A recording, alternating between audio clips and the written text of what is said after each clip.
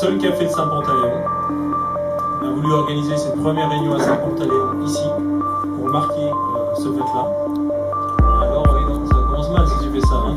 Et là, la secrétaire là, de permanence fait ça, c'est pas bon ça. Et il y en aura une autre qui sera faite à Saint-Pantaléon, dans une plus grande salle, par la suite.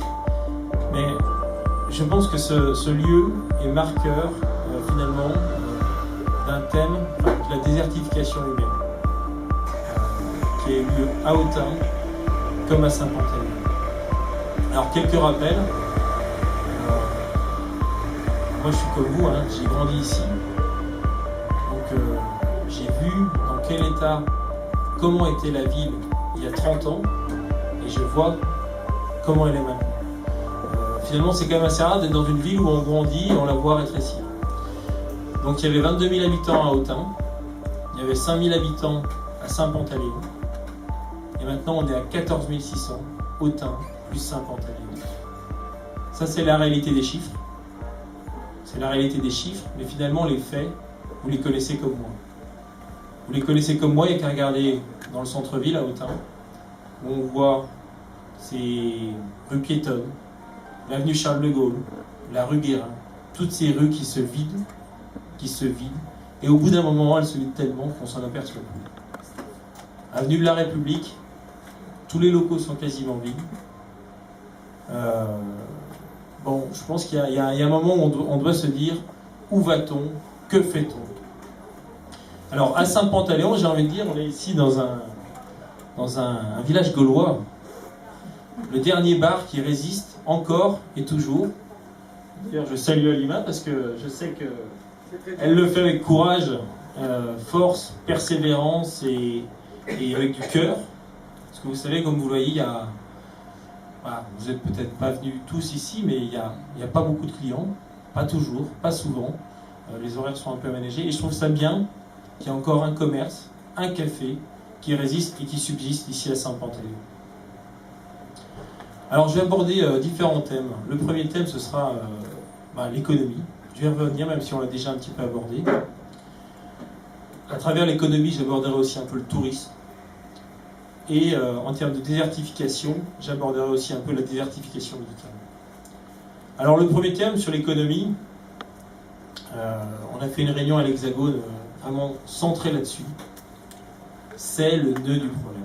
De toute façon, il n'y a pas à dire d'autre chose. Quand on a perdu 1000 emplois industriels en 10 ans, qu'on est passé de 2500 emplois industriels à 1500, on voit la réalité. 40% de chute industrielle. 40% de chute industrielle, c'est phénoménal. À l'échelle de la France, c'est quand même beaucoup plus. La France a perdu des emplois industriels, Autun en a perdu beaucoup plus. Beaucoup plus. Et ça, finalement, c'est une chute qui paraît inexorable. J'ai envie de dire, mais où est-ce qu'on va s'arrêter? Où est-ce qu'on va s'arrêter? Alors, je tiens à faire une petite anecdote. Vous savez, je suis le seul candidat à n'avoir pas été élu en 1989. Tous les autres candidats étaient élus en 1989. Ça fait 25 ans. 2014 ou en 1989, ça fait 25 ans. Et le résultat, il est là. Vous savez ce qui s'est passé en 25 ans. Vous l'avez vu comme moi. Vous avez vu qu'en 25 ans, la ville a chuté. A chuté lourdement. Et quand on voit que ces personnes-là nous donnent des conseils, nous donnent des leçons sur notre programme, sur notre manière de faire, mais je leur dis, mais attendez, mais vous osez vous présenter? Vous avez été au pouvoir, vous avez eu les clés, et voilà ce qui s'est passé. Vous avez laissé tomber Autun, vous avez laissé tomber Saint-Pantaléon. Alors il y a un autre point aussi que je voulais dénoncer. Je vois qu'il y a mes concurrents, mes adversaires, qui disent, il y en a un c'est Bellevue vide, et l'autre c'est Bellevue plein. Bonjour. Et j'ai envie de vous dire, mais ce sont tous les deux les hommes de Bellevue. Ce sont tous les deux les hommes de Bellevue qui ont tué Autun et Saint-Pantaléon. On a une ville de 14 600 habitants. Il faut avoir le courage de dire qu'il faut recalibrer la ville. On n'a plus une ville de 28 000 habitants. il faut se concentrer sur les organes vitaux, les quartiers qui existent déjà, le centre-ville, Saint-Pantaléon, les autres quartiers historiques, et arrêter d'aller vers Bellevue. Pour faire quoi? Encore des zones commerciales qui vont tuer les pas de porte du centre-ville? Est-ce que c'est ça? Est-ce que c'est ça qu'on veut pour Autun? Donc premier point sur l'économie, il faudra redensifier le centre-ville, revivifier le centre-ville. Ça, ce sera un des premiers aspects. Il y a la création d'un centre des métiers de l'art, de l'artisanat et de la culture au passage couvert. J'entends des projets ailleurs, dans d'autres quartiers, mais qui ne sont pas réalistes. Qui ne sont pas réalistes. Vous avez vu les finances de la ville. Le passage couvert, c'est quelque chose de réaliste, de sérieux, de faisable dans les prochaines années. On a les locaux. Ça appartient à l'OPAC. On a déjà de quoi installer des artistes et des artisans d'art. On a de quoi faire un partenariat viable avec le LEP. On a de quoi valoriser les productions autunoises, Tolix, Nera. Ça, c'est du concret, c'est du sérieux, c'est du demain. Et ça ne va pas amputer les finances d'Autun. Deuxième point sur l'économie. Donc on avait fait une réunion avec François Géviard qui est absent aujourd'hui. Mais il faut faire en sorte qu'on arrive à mettre ensemble la formation et les entreprises. On était avec Jacques Lioret, François Chévillard, Marie Marin qui va bientôt arriver, et Laure. On était au LEP. Qu'est-ce qu'on a vu? On a vu qu'il y avait des marges de manœuvre. Qu'il y avait des marges de manœuvre à tout niveau, que ce soit pour le centre des arts, des métiers de l'art, de l'artisanat et de la culture, mais aussi au niveau industriel. Il manque de... Nous sommes la seule ville à n'avoir aucune formation post-bac. Aucune formation post-bac, ou quasiment aucune, pour être plus exact. Nous sommes la seule ville du département, la grande ville, à n'avoir aucune formation post-bac. Eh bien oui, pourtant nous avons des forces sur lesquelles nous pouvons, nous devrons, nous pourrons nous appuyer. Je pense à Tolix et Nera qui sont des exemples d'entreprises qui sont reparties grâce au design. Pourquoi pas un BTS design à Autun? Pourquoi pas un BTS design à Autun alors que nous avons de quoi? Nous avons des locaux vides au Saint-Sacrement. Nous avons des atouts pour créer de telles formations à Autun. Alors il y a aussi un autre point qu'on peut explorer pour revivifier l'économie, c'est le tourisme. Alors le tourisme, nous sommes cantonnés actuellement à un tourisme patrimonial. C'est-à-dire que vous savez comme moi, les Autunois viennent à Autun, restent à Autun une journée et repartent le soir. Et bien, pourquoi ne pas faire un tourisme culturel de spectacle? Alors, c'est très simple aussi. Je vous dis, il faudra prioriser les projets. J'ai amené le programme de Rémi Reverot en 2 minutes. Vous allez voir la tonne de promesses.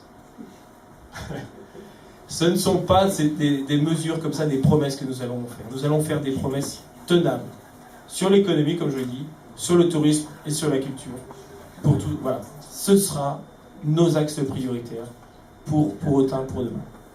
Donc je reviens sur le tourisme patrimonial et le tourisme culturel. Donc, comme je vous l'ai dit, donc les touristes arrivent dans la journée et repartent dans la journée. Or, nous pouvons développer 2 types de tourisme à côté. Un tourisme patrimonial, un tourisme culturel de spectacle, avec le théâtre, la cathédrale, et aussi un tourisme de loisirs, avec le plan d'eau, la Planoise, le Morvan. Alors, je vous le dis franchement, ce tourisme de loisirs, nous n'allons pas le prioriser là-dessus pendant le prochain mois. Pourquoi? Pour une simple et bonne raison. C'est que tant que le plan d'eau ne sera pas baignable, eh bien nous ne pourrons pas prioriser là-dessus pour créer un tourisme de loisirs de masse.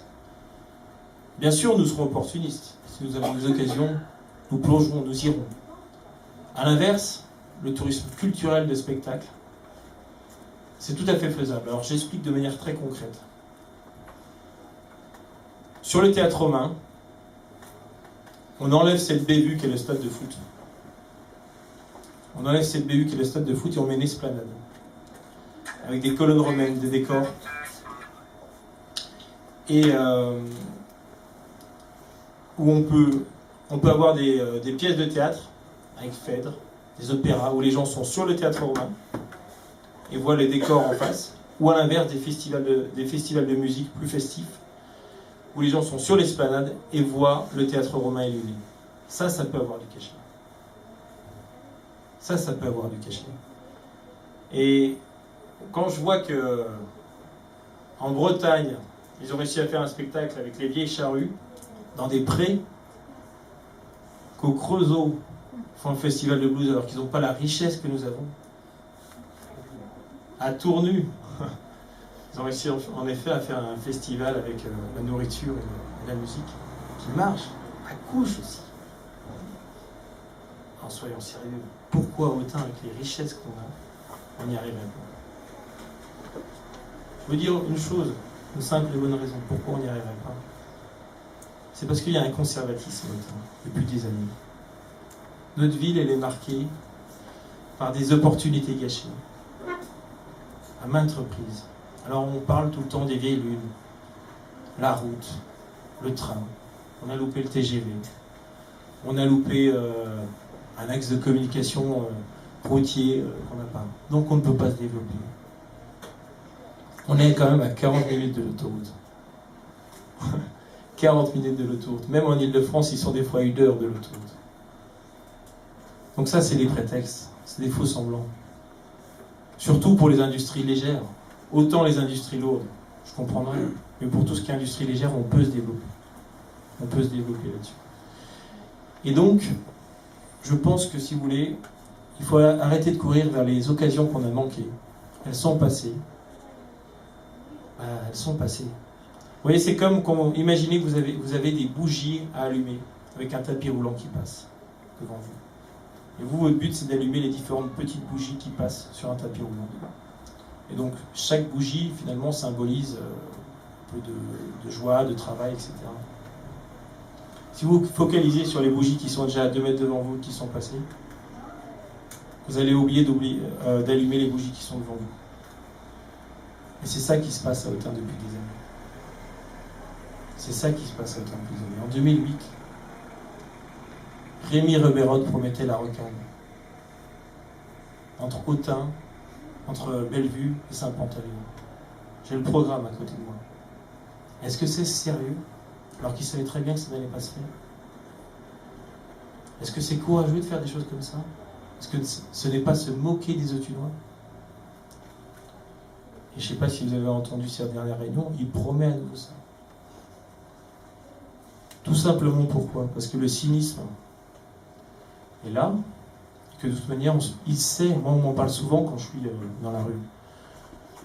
Ah voilà, on a loupé le train, il faut des axes de communication. Nous avons d'autres opportunités à faire valoir. Nous avons d'autres occasions à prendre, à saisir.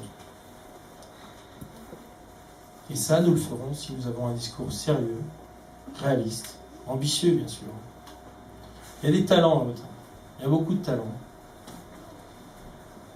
Véronique Gauthier n'est pas là, mais elle connaît quelqu'un qui sera sur notre liste. Alors bon, tant pis, je le dis avant l'heure. Cette personne vient dans notre siège de campagne. Et elle me dit, bah voilà, c'est Véronique Gauthier qui m'a dit de venir vers vous. Voilà, j'ai 71 ans, mais j'ai du temps libre, je serais prêt à m'investir. Et bien cette personne, elle a racheté une société en 95, une société dont on entend parler actuellement, qui s'appelle Ducrot-Moret. Il l'a racheté 1 franc. Et en 98, il l'a revendu. Alors il ne m'a pas dit le montant. Mais ce que je peux vous dire, c'est qu'il m'a dit qu'elle faisait 1,5 milliard de francs de chiffre d'affaires, avec plus de 2000 salariés. Ça, c'est quelqu'un qui habite à Autun. Ça, c'est quelqu'un qui sera sur notre liste. Ça, c'est quelqu'un qui a un carnet d'adresse. Ça, c'est quelqu'un qui a l'expérience. Ça, c'est quelqu'un qui a de l'humilité aussi. Parce qu'il m'a dit, vous me mettez à n'importe quelle place de la liste. Comme vous voulez. C'est vous qui décidez. Vous voyez l'humilité, l'intelligence qui rend humble, l'expérience qui rend humble. Et c'est quelqu'un, je vous le dis, je le répète, il a racheté la société 1 franc. Il l'a fait prospérer pour la revendre plus cher dans 3 ans après. Ensuite, il est resté 4 ans PDG de cette société. Est-ce que c'est pas de personnes comme ça que nous avons besoin maintenant? Moi, je pense que oui. Moi, je pense que là, Autun est dans une situation déclinante. Où à un moment, j'espère que les Autinois vont avoir ce réveil pour accueillir des gens qui vont leur dire la vérité, qui vont être ambitieux, pragmatiques et réalistes. Alors, comme vous l'avez vu, je me suis un peu éloigné du sujet du tourisme patrimonial et culturel de spectacle. Mais bon, les digressions, il faut aussi des fois les laisser aller jusqu'à leur bout. Donc sur le tourisme patrimonial et culturel de spectacle, ben voilà, je vous le redis, ça aussi c'est une force d'Autun. Enfin, c'est quand même incroyable, incroyable, que nous n'ayons rien, aucun tourisme, je dirais, de masse dans cette ville, alors que nous avons tous les atouts, tous les potentiels pour faire émerger un tel tourisme. Donc, je citais les Vieilles Charrues, en Bretagne, qui font un festival connu nationalement, dans un pré. Alors, le Festival de Blues du Creusot est moins connu, mais il y a d'autres exemples. Il y a d'autres exemples, et nous, on a les possibilités d'aller sur tous les secteurs culturels. On peut imaginer, donc sur le théâtre romain, des théâtres d'impro, des pièces de théâtre comme Phèdre, sur un théâtre romain, où elle non-sens, ça aurait toute sa logique dans un théâtre romain de jouer Phèdre. Bien sûr, aussi un opéra, des combats de gladiateurs. Donc tout ça avec je vous le dis, pour être très concret, des personnes qui sont sur le théâtre romain, qui regardent le spectacle, avec derrière, qui aura remplacé ces stades de foot, avec des colonnes gallo-romaines, enfin je ne sais quoi, ça c'est du détail. Mais aussi, il faut que ce soit modulaire, il faut qu'on puisse attirer des festivals, des spectacles pour les jeunes. Donc, pour des raisons de sécurité, on ne peut pas faire des festivals de musique. Enfin, disons que c'est un peu compliqué sur le théâtre romain. Donc cette esplanade pourra servir à accueillir les spectateurs. Et quel cachet de regarder un spectacle de musique avec le théâtre romain illuminé. Je vous le dis honnêtement, c'est complètement faisable. C'est complètement faisable. Dans mon équipe, dans notre équipe, il y a quelqu'un qui a organisé les Nuits Celtiques, qui a organisé un rassemblement de Harley Davidson. Alors bon, j'ai jamais fait de moto, mais peu importe. Un rassemblement de Harley Davidson à Mèvres. 1000 Harley Davidson. 1000 Harley Davidson à Mèvres. Pourquoi pas autant de tels festivals, de tels rassemblements, de tels événements, enfin Tournu, Couche, j'ai rien contre ces villes, mais sérieusement. Autun, c'est déjà assez plus grand. Ça a quand même plus de classe et plus d'histoire. Alors quand je vous dis qu'on a des talents à Autun, on a des talents. On a un des meilleurs organistes d'Europe, Hugo Gutiérrez, qui dirige la maîtrise. Pareil, dans la cathédrale, on peut imaginer des sons-lumière, des spectacles de gospel, la maîtrise, des rassemblements au niveau des organismes. Je vous dis, un des meilleurs organismes d'Europe. Tout ça, c'est possible. Tout ça, il faut le mutualiser sur l'expérience qu'on a tirée d'Augusto Di. Il faut voir plus haut, plus loin que le département et la région. Et ça, je vous le dis, c'est une histoire de volonté politique. On ne fait pas un festival comme ça en un coup. On ne monte pas un spectacle, un festival qui tient la route pendant 2 ou 3 ans en se disant tiens, on essaye, ça ne marche pas. Non, c'est du long terme, du moyen long terme. Mais en un mandat, c'est clairement faisable. Il faut arrêter ces effets d'annonce, ces promesses, ces changements, à tout va, qui font qu'au final, qu'est-ce qui se passe actuellement? Vous l'avez vu? Vous avez vu ce qui s'est passé en 2013? Ce qui s'est passé en 2013, c'est qu'on démarre des chantiers partout. Ça y est, Autun revit. Autun revit en 2013. Bravo! Les effets d'annonce pour gagner des élections, pareil, vous avez vu qu'il y avait quand même eu beaucoup plus d'événements sportifs ou autres en 2013 qu'en 2012. Vous l'avez noté quand même, ça. Vous pensez que ça vient par l'opération du Saint-Esprit? Vous pensez que ça peut se planifier des années à l'avance? Ou quelques mois ou quelques années à l'avance? Ne nous laissons pas berner par ces effets d'annonce, ces promesses, ces petits revirements de situation pour quelques mois. La réalité, elle est là. Par contre, oui, on peut la changer. Oui, on peut la changer. Parce que je vous l'ai dit, on a une équipe pour la changer.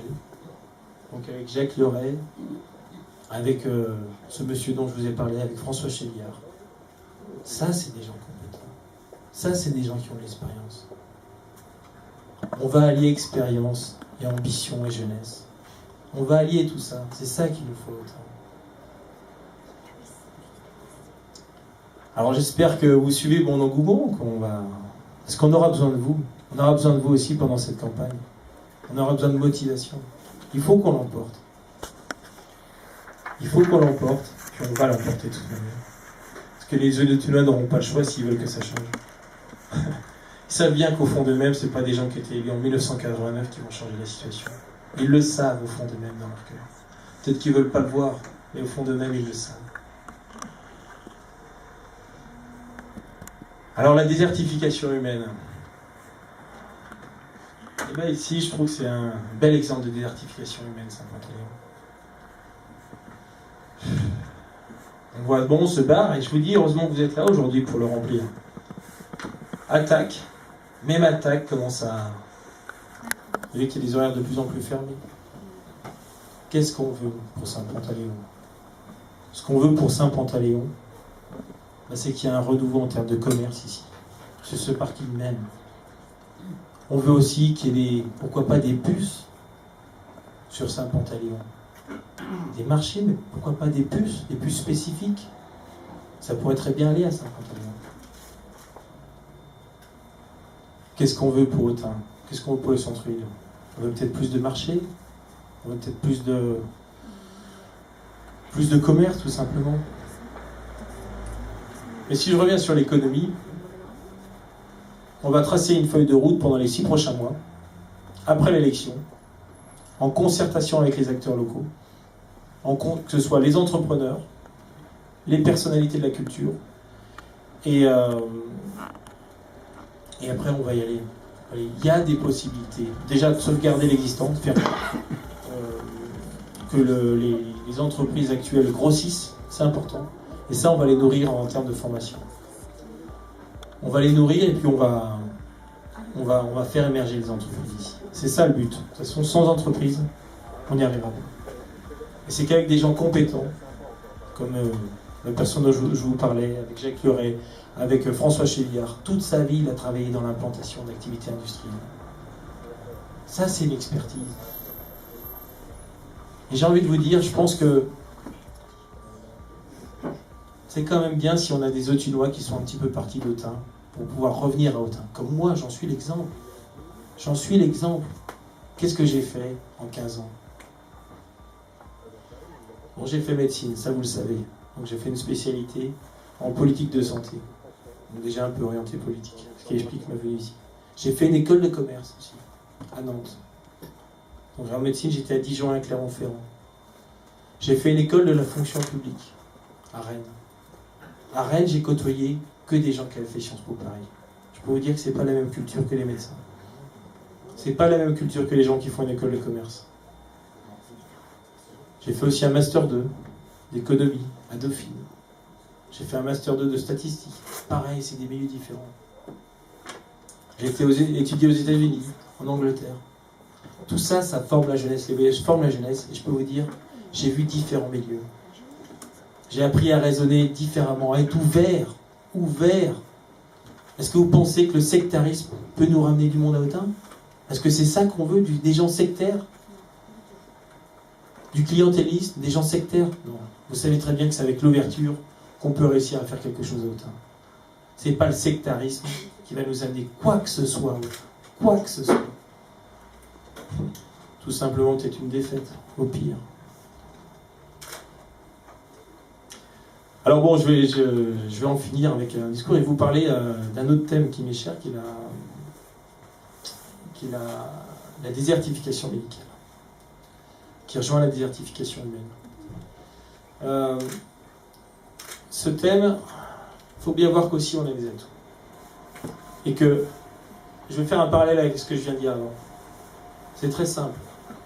Si on veut avoir des résultats, il faut avoir un avantage concurrentiel par rapport aux autres. Si on veut ne pas louper le train, il faudra faire des mesures innovantes. Alors, la désertification médicale, comment ça marche? Et je vous dirai, je vais faire un petit rappel et ensuite quelques propositions. Et ben voilà, vous savez comme moi qu'on a énormément de médecins qui vont bientôt partir à la retraite, que ce soit des généralistes ou des spécialistes. Et que quand ces médecins partiront à la retraite, on aura des difficultés pour les remplacer. Et qu'on a une population vieillissante, certes déclinante, mais aussi vieillissante, donc avec des besoins accrus.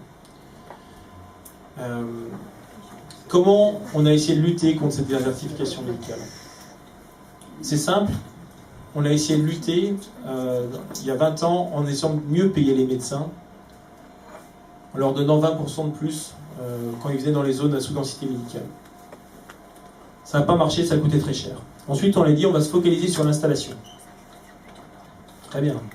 Alors, c'est tout ce qui est maison de santé, aide à l'installation. Ça, c'est des dispositifs qu'on doit valoriser, qu'on est obligé de faire tout de même. Sinon, on va encore être les derniers du peloton. Mais si on les fait, on ne va pas gagner le retard, parce qu'ils le font tous.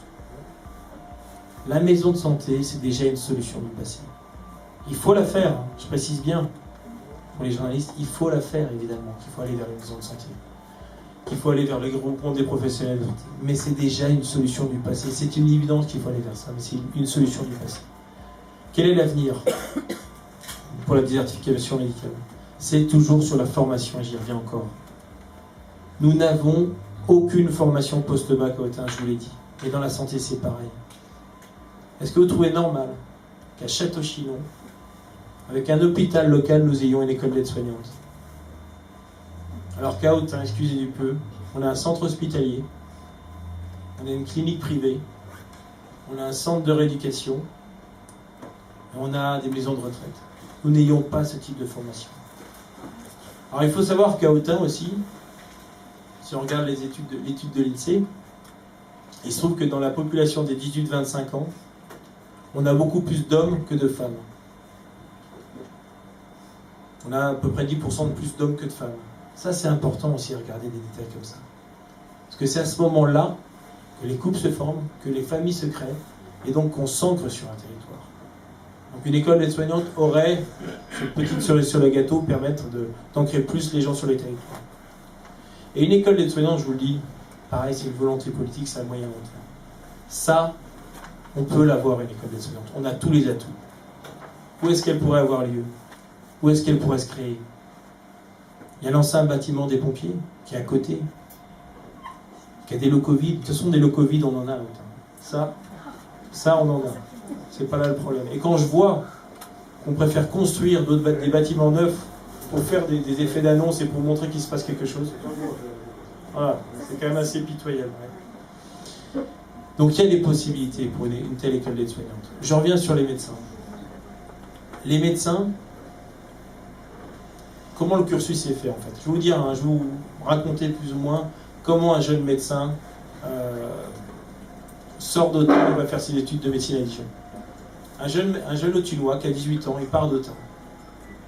Il a sa petite copine ou son petit copain à Autun, s'il en a une ou un. Il a ses amis à Autun, exclusivement à Autun.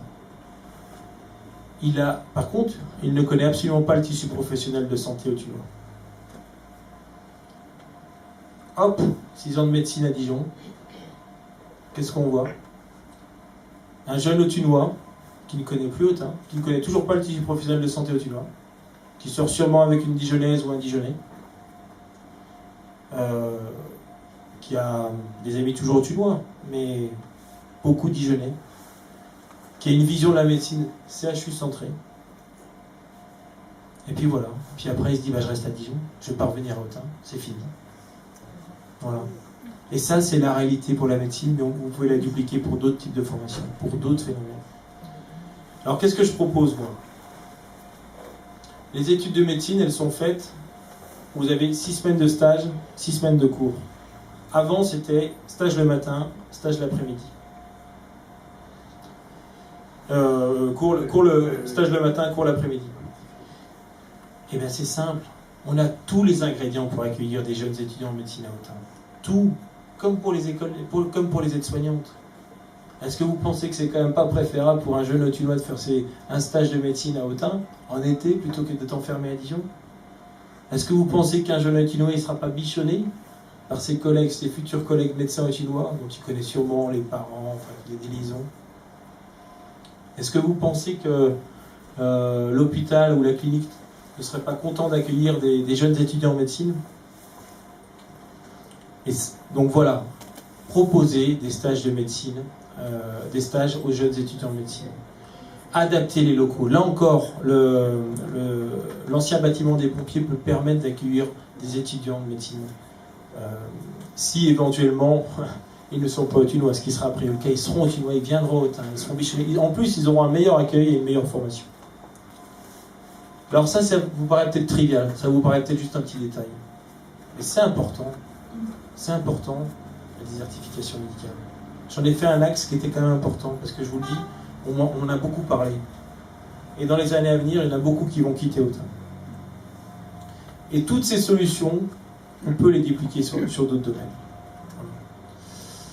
Alors je vais finir sur un petit point politique. Déjà, je voudrais faire une annonce. On va présenter notre liste le 26 février, mercredi 26 février au soir. Puis après, il y aura une autre phase de campagne qui s'annoncera. Je pense que, comme je vous l'ai dit, on a quand même le vent dans le dos. On sait qu'il y a une dynamique derrière nous. On sait que les solutions doivent venir de nous. On sait qu'il y a des gens d'expérience avec nous. Et tout ça, il faut le concrétiser. Il faut le concrétiser parce que les autres n'ont pas des esprits aussi ouverts que nous. Et donc les coups vont être bas. Les coups sont bas déjà. Moi, on m'attaque plus qu'en dessous de la ceinture. On dit que j'ai entendu dire que je n'étais pas médecin. J'ai exercé, j'étais praticien hospitalier à Vichy. On m'a dit que je n'étais pas praticien hospitalier à Vichy. Est-ce que vous voyez le niveau du débat? Moi, j'essaye de monter le débat. Alors peut-être que mes solutions sont peut-être trop complexes à expliquer. Mais j'essaye de le monter, ce débat. Je ne vais pas aller attaquer les personnes sur leur histoire personnelle, leurs échecs passés. Et pourtant, Dieu sait qu'ils sont nombreux. Élevons le débat. Focalisons-nous sur la dynamique, sur les idées. Les Autunois le reconnaîtront. Ils vont se détacher des gens qui font des attaques basses. Au bout d'un moment, j'espère que le cœur et l'intelligence vont faire en sorte que ces personnes se détournent de tels individus. Et puis on va gagner parce qu'il n'y a que nous qui pouvons changer. Je vous remercie.